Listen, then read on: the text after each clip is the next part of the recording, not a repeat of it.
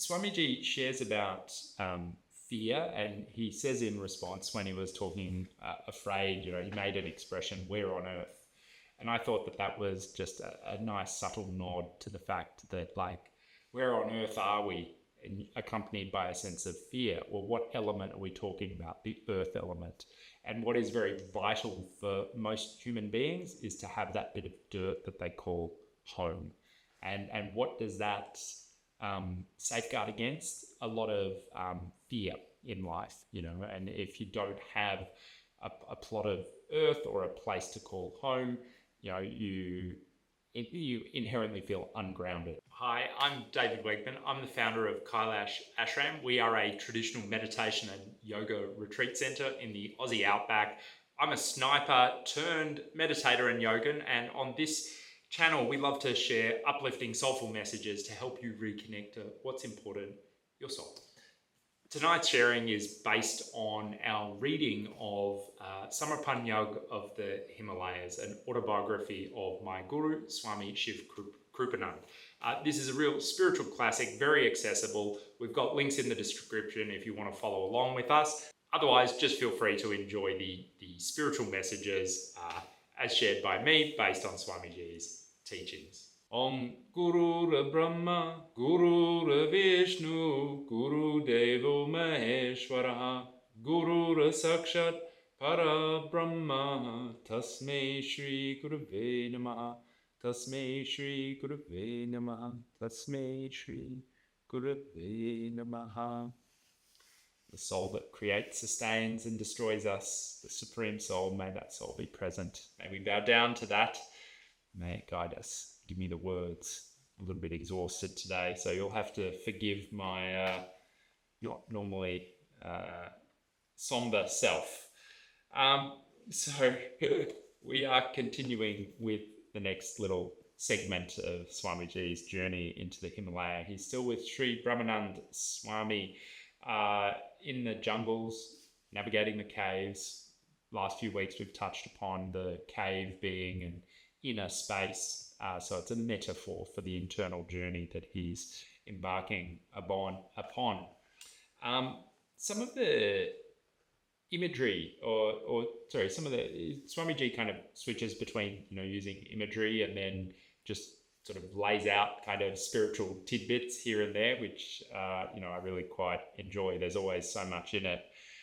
He talks quite at length about the energetic legacy, the vibe that can be left at a space dependent upon what the individual does there, and the fact that in India many saints and sages will go to these places and engage in spiritual penance for a very long time, and that leaves like a residual vibration.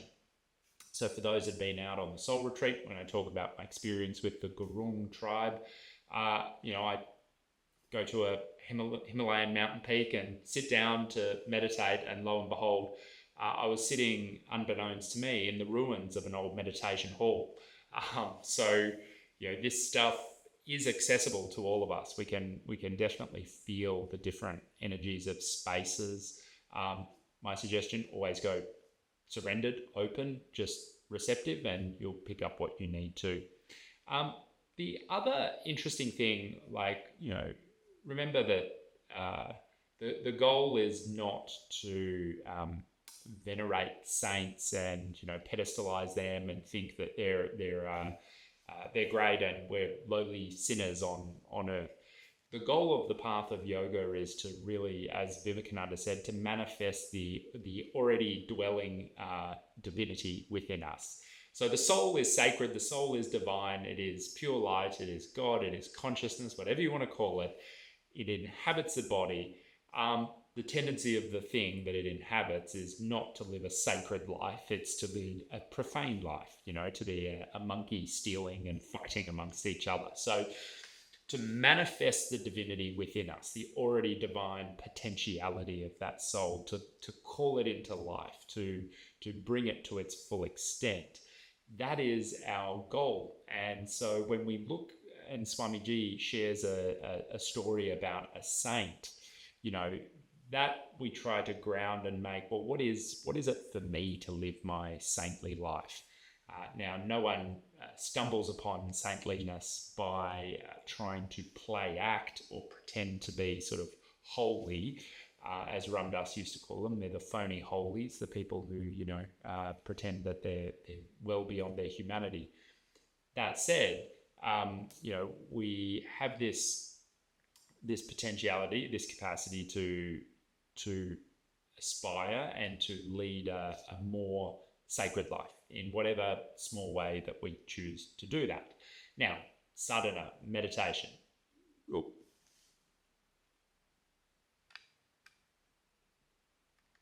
You'll have to excuse me. I don't know if I'm currently being seen.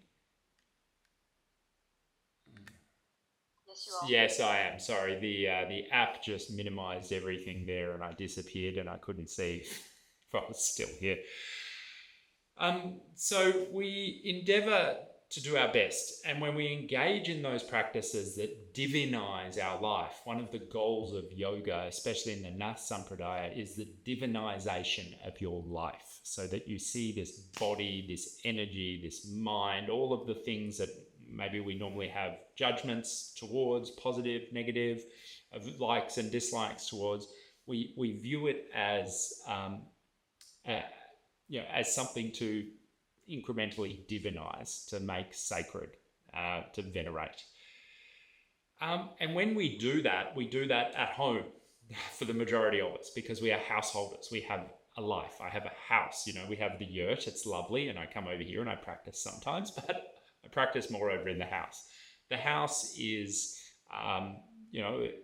root element. It's the earth element. That's a bit of dirt that we've got. We're clinging to this rock, hurtling through space. This is our little safety net, the patch of dirt that is underneath our feet.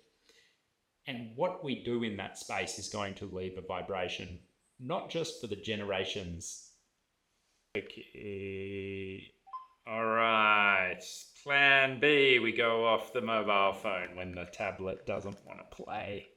Let me just get that sorted. Here we go. Working? Good. Someone will... Okie dokie.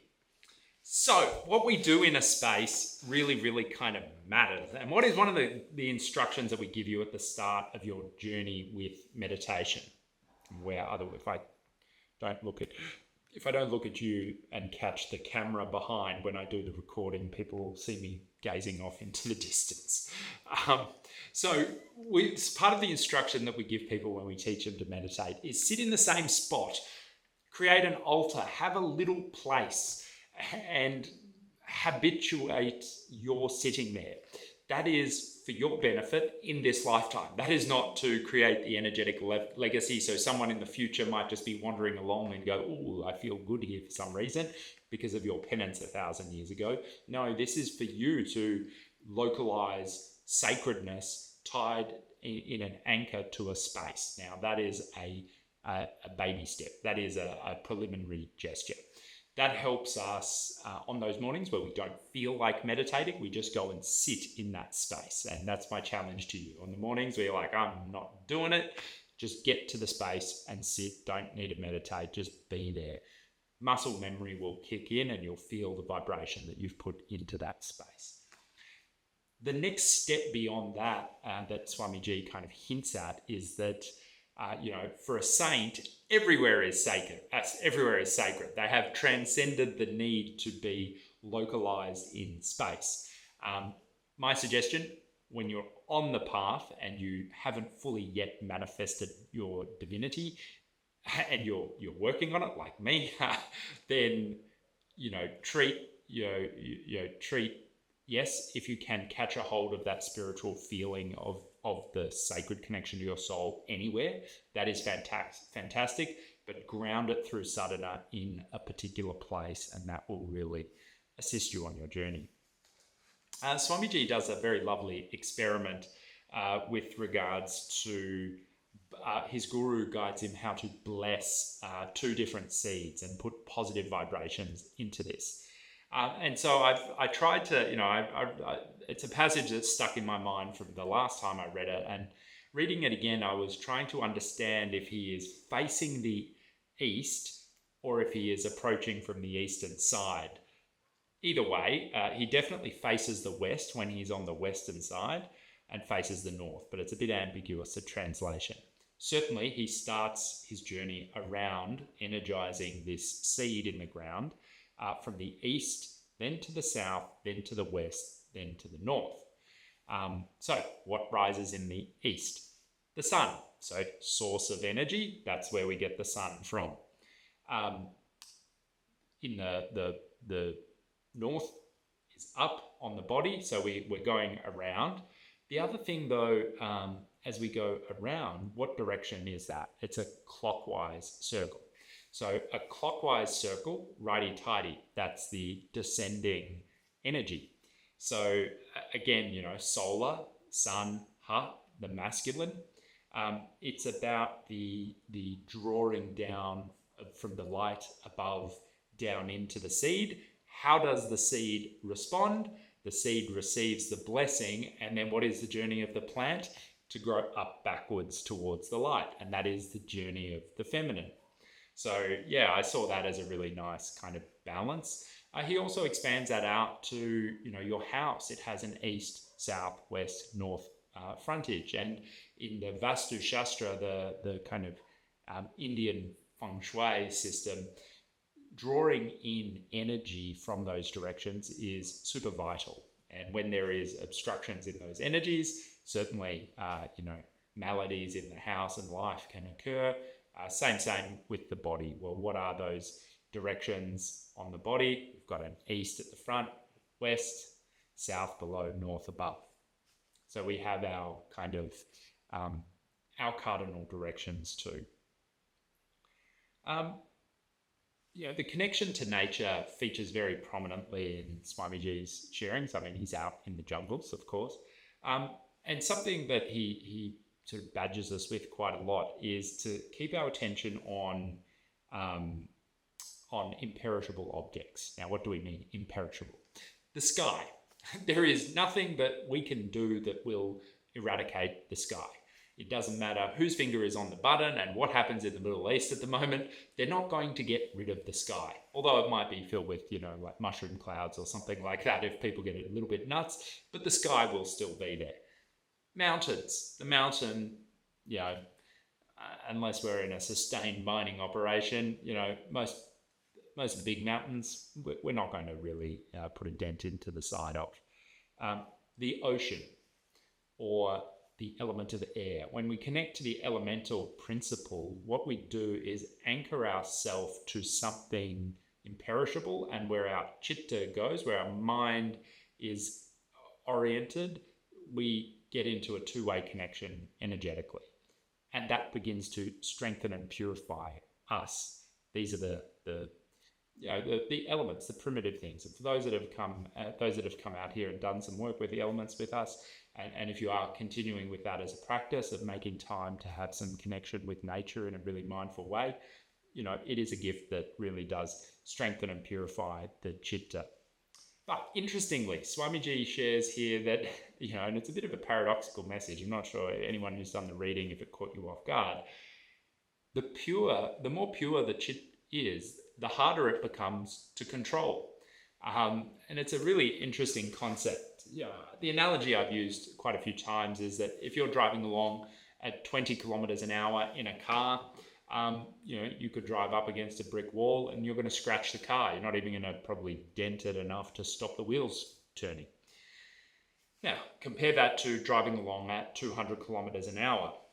If you touch the steering wheel too aggressively at the wrong time at 200k an hour, you are off the cliff and into a tree, and goodbye you. So what does that teach us about the increase of power with respect to our chit? So a pure chit is a strong chit. A strong chit sends energy and perceives knowledge and receives information. It's a powerful instrument that we can cultivate. So what are those things that we do to purify our chit, strengthen it? Meditation, the yoga, keeping our attention in nature, keeping it less distracted. What does that mean? Our power manifestation gets stronger. Our power for insight and knowledge gets stronger. And then we get the new challenge of having to integrate and learn to deal with that strength, to harness that strength. And cast my mind back to when I was 18 years of age and going through boot camp, Kapuka, recruit training. They have one instructor next to every single recruit at the firing line. Of course. Now the other screen has started working, so I'm on the infinite feedback loop.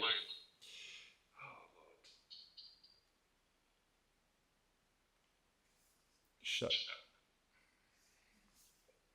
Rajni, can you mute the second instantiation of me? Is that no? Muted already. Pardon? No. It's there's issues with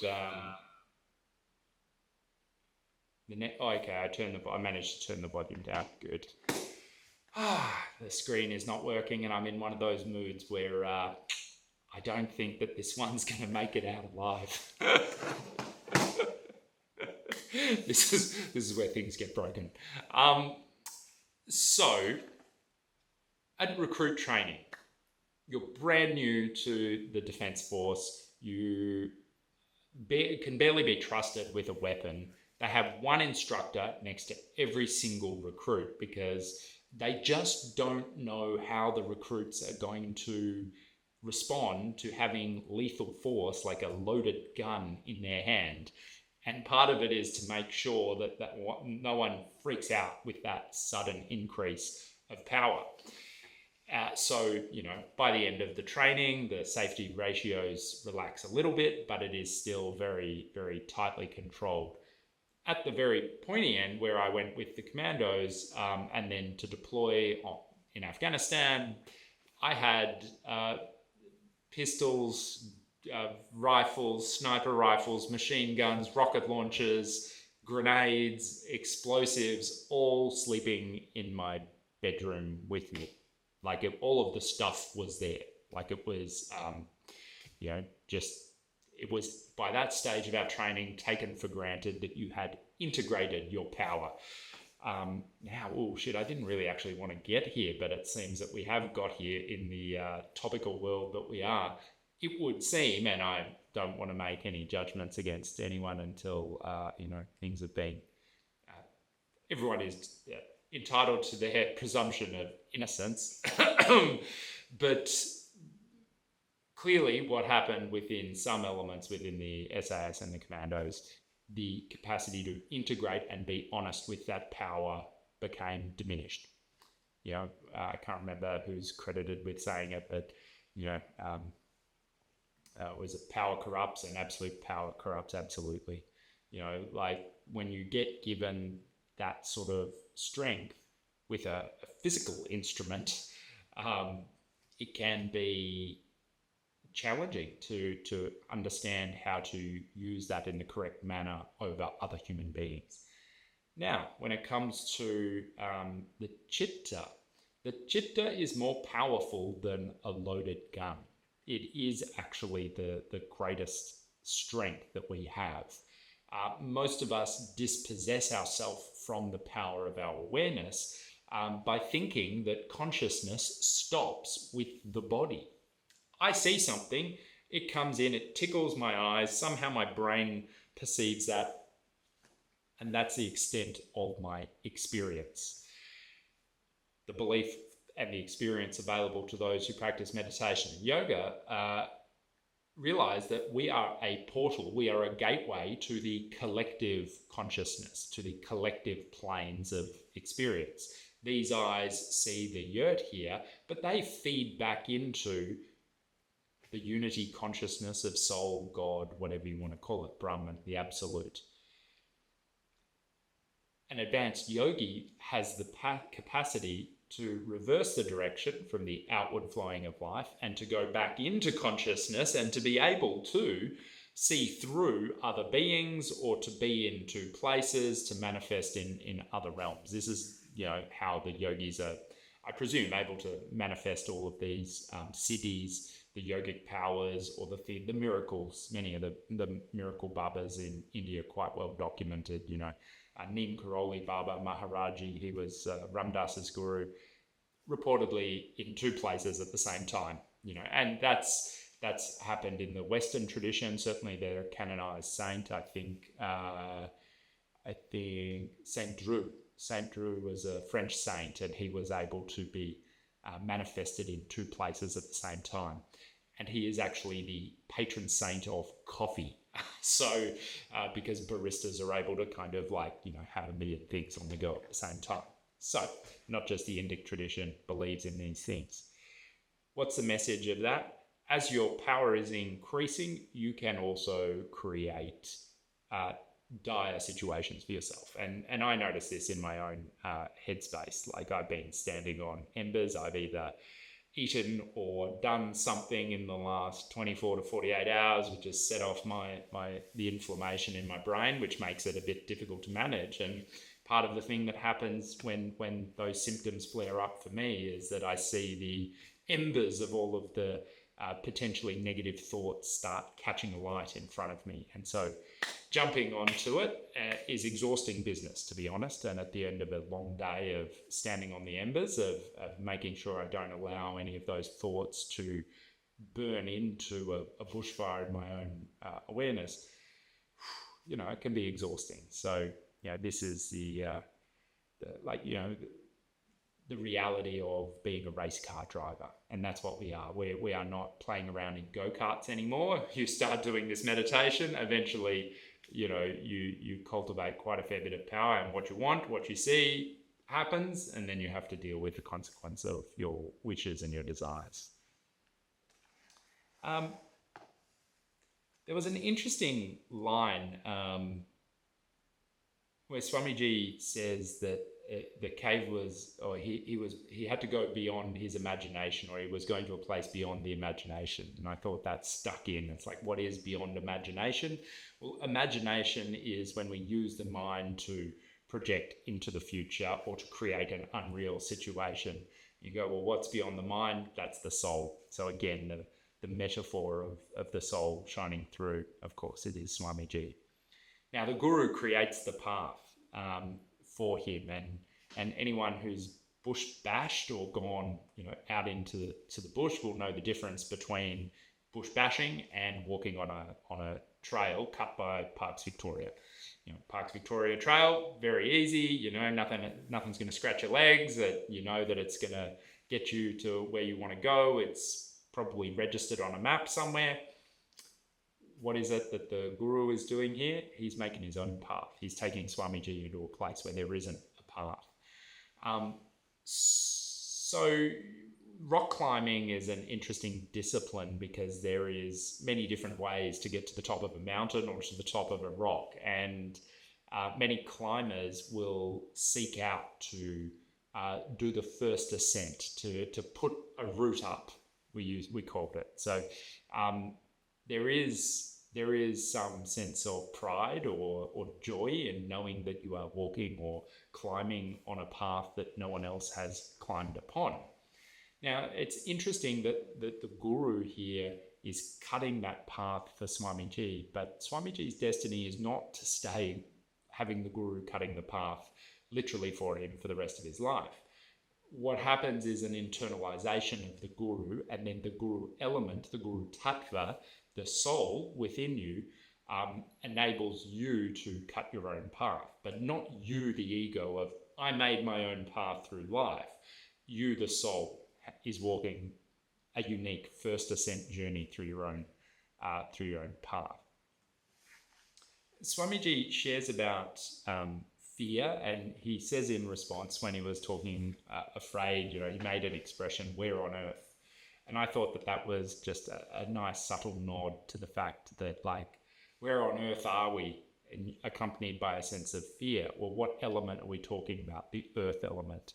And what is very vital for most human beings is to have that bit of dirt that they call home.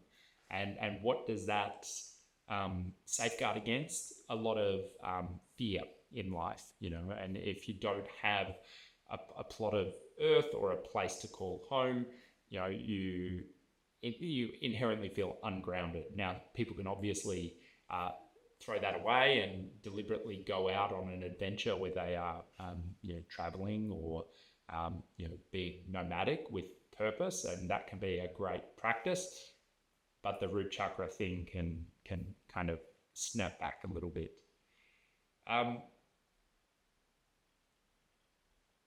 Swamiji goes on to talk about, he kind of, relives a realization, I suppose, of coming towards soul consciousness in the proximity of his guru. And he goes through a line of questioning, of logic, of, well, if this is my body, then who is the me that has the body, if this is my body? And quite logically arrives at a place of, well, there is some I that has this body. And that's quite a surreal experience that Swamiji describes. So what he's hinting at here, or what I see in this, is actually the path of Jnana Yoga, where we use the mind to essentially overcome the mind. The soul is always luminous. It's I think the quality of the soul is swaprakasha. It's self-luminous, so it just emerges light. That's its nature. It's like the sun, just beams light, beams awareness. It's consciousness. One job, it does it. When we are fixated, or when the ego is bound to bodily consciousness, what is the part of the body-mind complex that we seek to get enlightened? Is there any way that we can enlighten a body? Not really. The gross physical body needs food, and it needs to shit and urinate. It's got gross functions. The body doesn't become enlightened. The mind, though, its nature, dark and divisive. What does the spiritual sadhana associated or through the path of jnana yoga, of knowledge-based wisdom yoga, what does that do to our mind? Well, firstly, we jnana yoga, for those that need a refresher, or haven't come across it, we do teach it on the 4 yogas. It's broken down into three stages of phases. Shravan, listening. So you need to listen, hear sacred ideas, sacred texts, Vedanta, yoga, spiritual ideas. Manana, next stage. You need to understand that your mind needs to be able to demonstrate to you that you know what the hell you just heard. And one of the best tests of understanding is, well, if you can explain it to a 5-year-old, you're an expert at it. Like, it takes a lot of work to crystallize something to a very approachable kind of level for a young kid to listen to, but at least the absence of questions and the ability to articulate those ideas, indication that you understand it. Final step of jnana yoga is nididhyasana. It's it's embodying it. It's actually living those ideas. So we listen to the ideas, we understand them, we have to embody them. And that's kind of a wakeful meditation. So you hear the idea that I'm a holy soul, you understand what holiness is. It doesn't mean that you're not allowed to do bad things. It just means that the soul itself is holy, and that you are not the body, you're not the mind. And then you carry yourself through your life as a soul. That's the practice of jnana yoga. But what is the methodology that Swamiji uses here? He uses a path of radical direct self-inquiry, the who am I? And he's given this in another situation, to get yourself naked, go into meditation somewhere, and then preferably in nature, and ask yourself, when you're deep in meditation, who am I, 3 times? And you should get your answer if you have faith. So interestingly, the saint Ramana Maharshi, he attained enlightenment at 16 years of age on his grandfather's basement, or his uncle's basement floor, by asking this very question of who am I? Who am I? Why? Who am I? Well, when you know that you're not the body, or when you perceive that the I is not the body, the I begins to expand. And what it does when it rests with consciousness or awareness is that it helps to obliterate or break apart any of the stories, any and all of the stories. And Swamiji goes on to list some of those stories that the mind and body create for us. Pride. This body was involved in gestures that did good things, therefore the ego comes along and goes, I've done a great thing, and then we suffer because of the pride. Or this body and its tendencies has been drawn to do things and we indulge those things, and then we carry the narrative that, I am a sinner for having done that. And the I, instead of resting with the soul, then embeds itself with bodily action. I am a sinner or I am a saint. That I that swings between those two is what binds us to suffering. And interestingly, Swamiji kind of finishes this section by talking about the fact that for a lot of people, the experiences that we've had left a deep impression. Some of the traumas or the challenges that we face in our life have left a deep impression on our chitta. And he says that we go back and we scratch those wounds until they open back up, and it's a bit of a scathing indictment on our own nature, I suppose. And I see a part of myself in that can be overly preoccupied with meddling in those issues of the past. Now, sometimes there is a time and a place to become aware of a wound and give it the tender dressing and some nice ointment and a bit of TLC. But probing and going back in and scratching and agitating that scar, you create a new wound a lot of the time.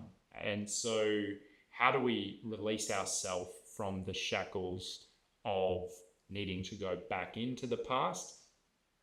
Well, that lovely practice of meditation, of giving space for anything and everything to arise. When we sit still, certainly things from the past may eventually present themselves for you to witness and then cultivate through conscious choice how you want to relate to that thing. So, if you're in your hurt self from 20, 30, 40, 50 years ago was caught by an attitude of vengeance or hatred and hostility, and you have a little bit more compassion, forgiveness, and understanding in the present moment, what can happen is that as you meditate, as you're sat there, as something is quiet and an issue out of nowhere surfaces again, all it is, in my opinion, is a part of you asking for a softening or a choice to be made that your present day positive, loving self can embody the saintly virtues to manifest those divine virtues in relationship to that issue. And bit by bit, this is how we extricate ourselves from the suffering. I shall leave it there for this evening. Thank you, everybody, for your attention. We've got an Amanda, Jaya, Craig, Georgie, Jane, Kirsten, Nicole. Oh, and some more. Olivia, Ruth. Great to see you, Ruth, again. Shravan and Tracy. Brilliant. Sorry about all those tech hiccups. I'm going to say Om Shanti, Shanti, Shanti. And I'm going to point you, or I'll let Raya get things. Yeah, I'll point you over this way. I'll get everything set up for meditation, and then I'll work out what is going on. Have a lovely meditation. We'll see you next week. If this sharing has been useful for you, please consider hitting that like button and a subscribe if you want to hear more from us. Also, I would love for you to join me on a retreat at any stage. There's links in our description to get you started with meditation, as well as joining me on a retreat in the Grampians. Jayat Meshwa means victory to your soul as the divine. See ya.